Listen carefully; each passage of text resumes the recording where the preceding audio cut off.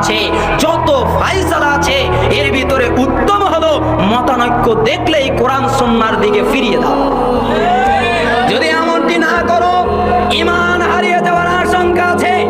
কোন লোক যদি বলে আমি দেখলাম ইমাম আবু হানিফা বলছেন এটা, ইমাম শাফি বলছেন এটা, ইমাম মালিক বলছেন এটা, ইমাম আহমদ ইবনে হাম্বল বলছেন এটা, চারজনের সাথে ফতোয়ায় কোনো মিল নাই, তখন আমি বললাম এই তিনজন বলেছে, আমি কোরআন সুন্নাহ সার্চ করব না, আমার প্রিয় ব্যক্তি আবু হানিফা তাকে মেনে নিলাম।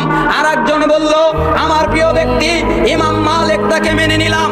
আর একজন বলল আমার প্রিয় ব্যক্তি ইমাম শাফি তাকে মেনে নিলাম।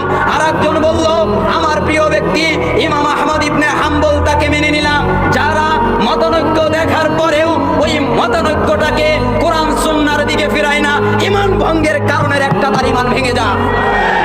যদি সেই ইমাম আবু হানিফাকে মেনে নেয় তাহলে বেঈমান হয়ে যাবে, যদি সেই ইমাম শাফিকে মেনে নেয় তাহলে বেঈমান হয়ে যাবে, যদি সেই ইমাম মালিককে মেনে নেয় তাহলে বেঈমান হবে, যদি সেই ইমাম আহমদ ইবনে হাম্বলকে মেনে নেয় তাহলে বেঈমান হবে। এই বাক্যই তো এটা, ইন কুনতুম তুমিনুনা বিল্লাহি ওয়াল ইয়াউমিল আখির, যদি তারা সত্যিকার ভাবে একদম স্পষ্ট ভাবে আল্লাহই বিশ্বাসী হয় এবং আখিরাতে বিশ্বাসী হয়, মতানৈক্য দেখলে যেন আল্লাহ রাসূলের দিকে ফিরিয়ে নিয়ে যায়। তাহলে ফিরালো না কেন?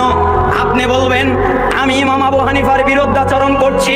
জি না, ইমাম আবু হানিফা রাহিমাহুল্লাহ তার নিজের নামে মাযহাব বানাতে বলে নাই।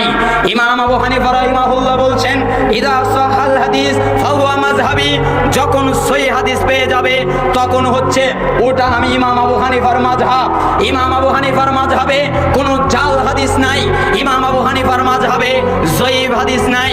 যেই হাদিস সহিহ ওটা হচ্ছে ইমাম আবু হানিফার মাযহাব। হিদায়া ইমাম আবু হানিফার মাযহাব নয়, দিরায়া ইমাম আবু হানিফার মাযহাব নয়, ফতোয়ায়ে আলমগীরি ইমাম আবু হানিফার মাযহাব নয়, ফতোয়ায়ে শামী ইমাম আবু হানিফার মাযহাব নয়। ইমাম আবু হানিফার মাযহাব সহিহ হাদিস, সহিহ বুখারী ইমাম আবু হানিফার মাযহাব, সহিহ মুসলিম ইমাম আবু হানিফার মাযহাব। পৃথিবীতে যত সহিহ হাদিস আছে সব হানাফি ইমাম আবু হানিফার মাযহাব। এর বাইরে গিয়ে হানাফি মাযহাব দাবি করতে পারে না।